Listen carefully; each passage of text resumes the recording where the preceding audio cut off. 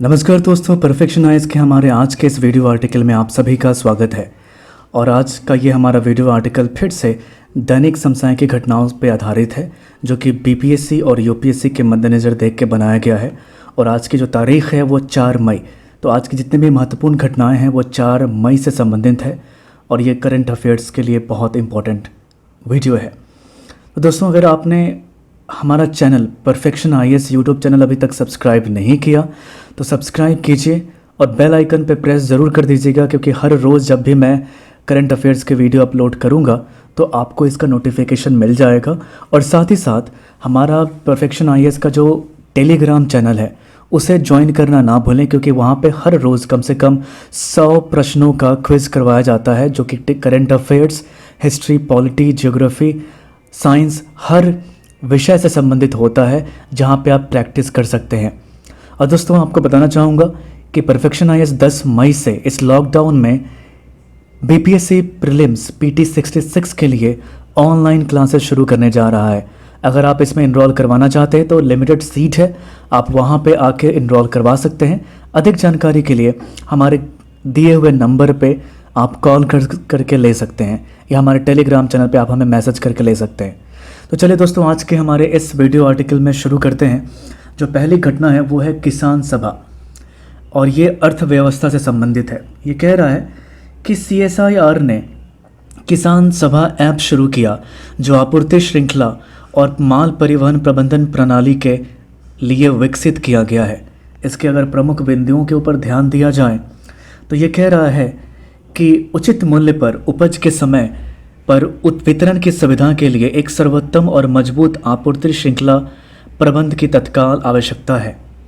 यह कह रहा है यह पोर्टल किसानों, ट्रांसपोर्टों, सेवा प्रदाताओं, मंडी डीलरों, ग्राहकों और अन्य संबंधित संस्थाओं को समय पर और प्रभावी समाधान के लिए जोड़ता है। कृषि सेवा क्षेत्र से जुड़े लोग मसलन उर्वरक, कीटनाशक के डीलर के लिए मददगार साबित होगा। यह ऐप कोल्ड स्टोर या गोदाम कारोबार से जुड़े लोगों के लिए भी उपयोगी साबित होगा। यह पोर्टल कृषि से संबंधित प्रत्येक इकाई के लिए एकल स्टॉप के रूप में कार्य करता है। चलिए, हमारा आज का जो दूसरा आर्टिकल है उसे देखते हैं। यह है चकमा और हजोंग समुदाय, जो कि सामाजिक मुद्दों पे आधारित है। यह कह रहा है कि 1 मई 2020 को पूर्वोत्तर क्षेत्र विकास मंत्रालय ने अरुणाचल प्रदेश सरकार को निर्देशित दिया कि कोविड-19 राहत कार्यक्रम में हजोंग और चकमा समुदायों को शामिल किया जाए। इसके अगर प्रमुख बिंदुओं के ऊपर ध्यान दें तो ये कह रहा है कि चकमा और हजोंग समुदाय तत्कालीन पूर्वी पाकिस्तान और बांग्लादेश के प्रवासी अभी भी राहत शिविरों में रह रहे हैं।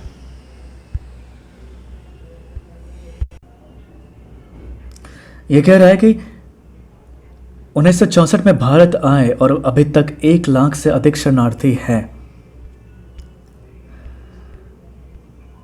चकमा मुख्य रूप से बौद्ध थे और हजोंग हिंदू हैं। वे पूर्वी पाकिस्तान के क्षेत्र में चटगांव पहाड़ियों के निवासी थे।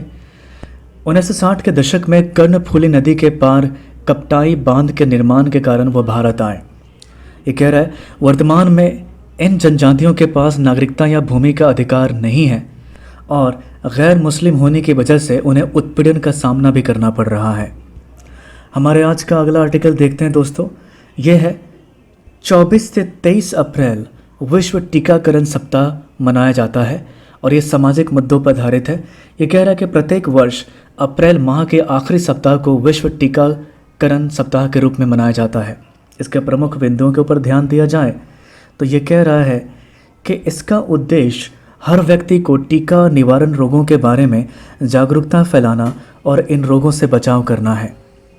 ये कह रहा है टीकाकरण टीका निवारण रोगों जैसे कि ग्रीवा संबंधी cancer, diphtheria, hepatitis B, pneumonia, polio, rubella, tetanus आदि से होने वाली मृत्यु से सुरक्षित करता है। वर्तमान में 3 देशों अफगानिस्तान, नाइजीरिया और पाकिस्तान में पोलियो स्थानिक है।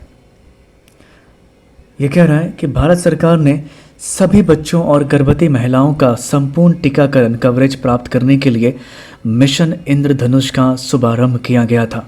आपको कमेंट बॉक्स में लिख के बताना है कि मिशन इंद्रधनुष की शुरुआत कौन से साल में की गई थी। तो दोस्तों आज का जो हमारा अगला आर्टिकल है वो है चौथा नंबर, ई नाम, और ये अर्थव्यवस्था से संबंधित है। ये कह रहा है कि मई 2020 को ई नाम प्लेटफॉर्म में लगभग 200 मंडियों को जोड़ा गया है। यह मंडियाँ 7 अलग अलग राज्यों से हैं। इसके प्रमुख बिंदुओं के ऊपर देखें तो ये कह रहा है कि इसमें शामिल मंडियाँ उड़ीसा, आंध्र प्रदेश, गुजरात, राजस्थान, उत्तर प्रदेश, कर्नाटक और तमिलनाडु राज्यों से है। इसके साथ देश में ई नाम मंडियों की संख्या अब 785 हो गई है। यह पहली बार है जब भारत में कृषि वस्तुओं को एकीकृत किया गया है और इससे अंतर राज्य विकास में मदद मिलेगी।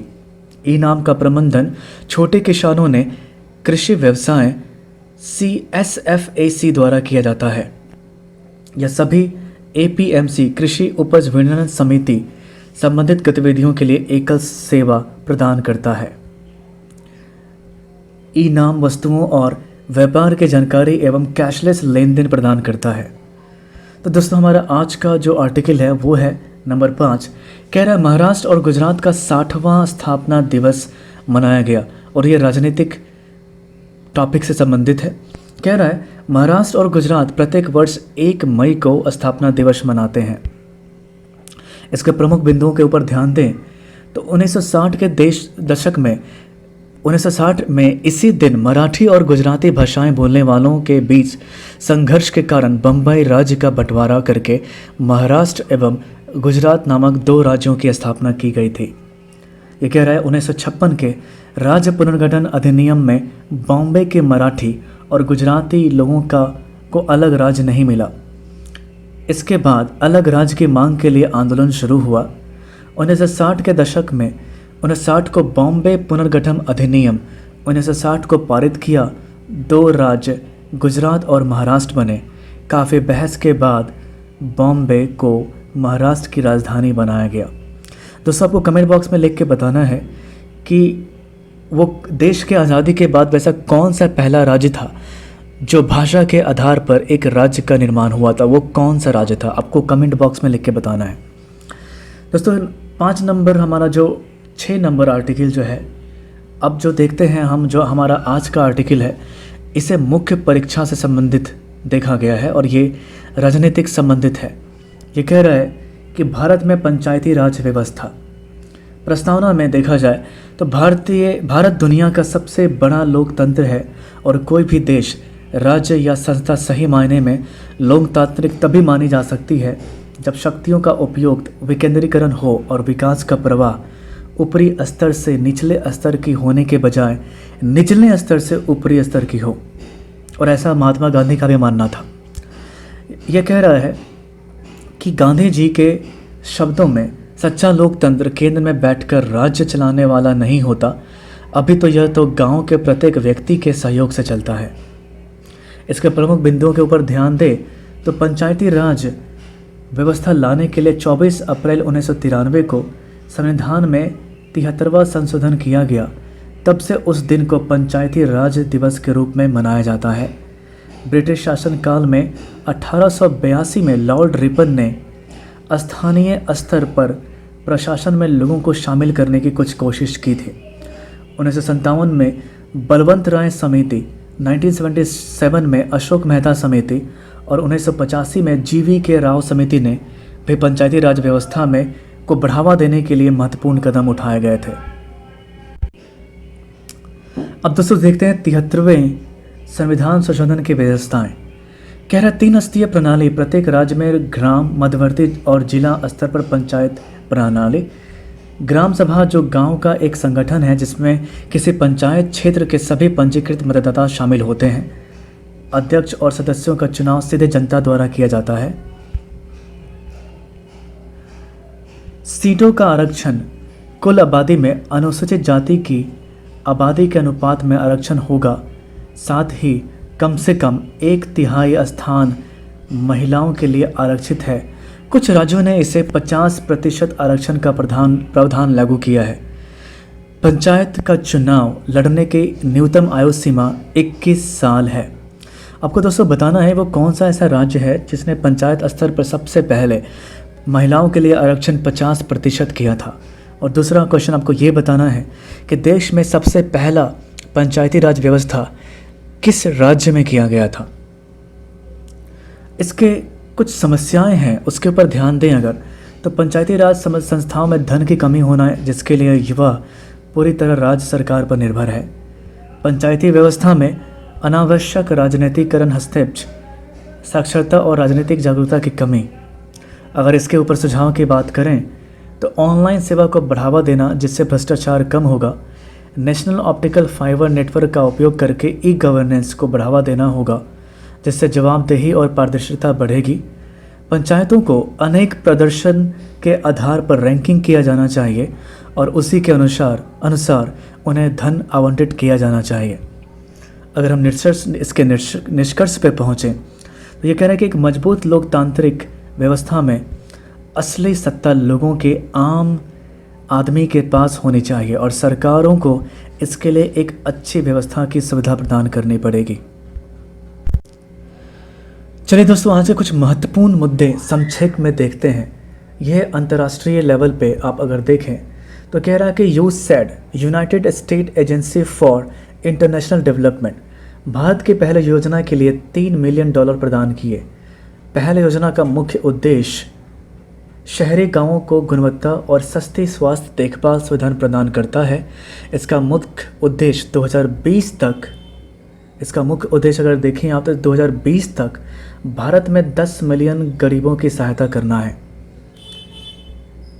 कला एवं संस्कृति को देखते हुए अगर देखा जाए तो कश्मीर घाटी में केसर खेती को भौगोलिक संकेत टैग प्रदान किया गया है जो कि GI टैग है।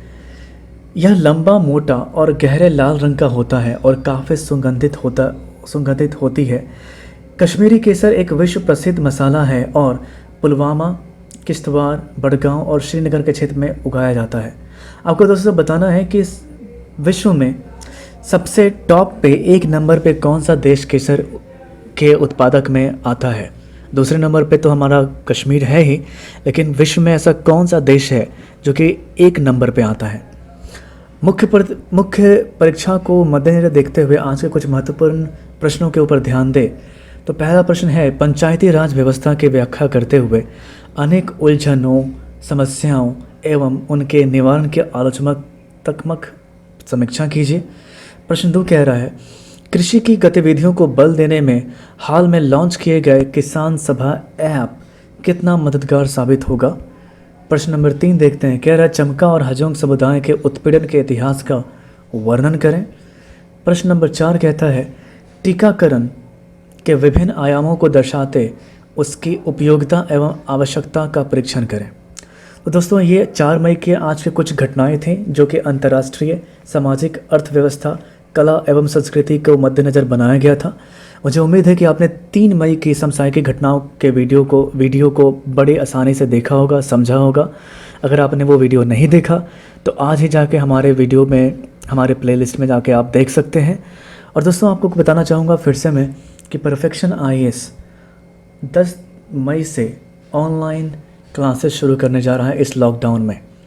और परफेक्शन IAS साथ ही साथ UPPCS 2020 प्रीलिम्स को देखते हुए ऑनलाइन टेस्ट सीरीज़ भी शुरू करने जा रहा है, जिसमें 10 फुल लेंथ टेस्ट आपको विद डिटेल एक्सप्लेनेशन के साथ बाइलिंगुअल भाषाओं में आपको देखने को मिलेगा। आप अधिक जानकारी के लिए हमारे दिए हुए नंबर पे कॉल कर सकते हैं यहाँ पे, या हमारे वेबसाइट www.perfectionias.com पे जाकर विजिट कर सकते हैं। अगर आप पटना में हैं और अब परफेक्शन IAS कोचिंग में आप एडमिशन लेना चाहते हैं तो लॉकडाउन के बाद हमारे रजिस्टर्ड ऑफिस पे आप जाके, जो कि है 103 Kumar tower, boring road, crossing, Patna. तो दोस्तों, आज का ये हमारा समसामयिक घटना का ये संस्करण था। उम्मीद है आपको ये वीडियो पसंद आया होगा और आप इस वीडियो को लाइक, शेयर करना, सब्सक्राइब करना ना भूलें। और जो भी सवाल मैंने इस वीडियो के अंतर्गत पूछे हैं आपसे, उसे कमेंट बॉक्स में बताना ना भूलें। दोस्तों के साथ शेयर कीजिए और हमारे करंट अफेयर्स PDF के लिए जो मैं लिंक प्रोवाइड करने जा रहा हूँ डिस्क्रिप्शन में, वहाँ से डाउनलोड कर सकते हैं। और अगर आपको ये PDF इंग्लिश में चाहिए तो हमारे टेलीग्राम चैनल परफेक्शन IAS से जुड़ना ना भूलें। वहाँ पे आपको इंग्लिश में इसका PDF मिल जाएगा। तो दोस्तों बहुत बहुत शुक्रिया आप सभी का। उम्मीद है आपकी पढ़ाई अच्छी चल रही होगी। अगर आपको कोई भी दिक्कत हो तो आप कमेंट बॉक्स में लिख के बता सकते हैं। परफेक्शन IAS और हमारी टीम आपके साथ शुरू से अंत तक है। जय हिंद दोस्तों।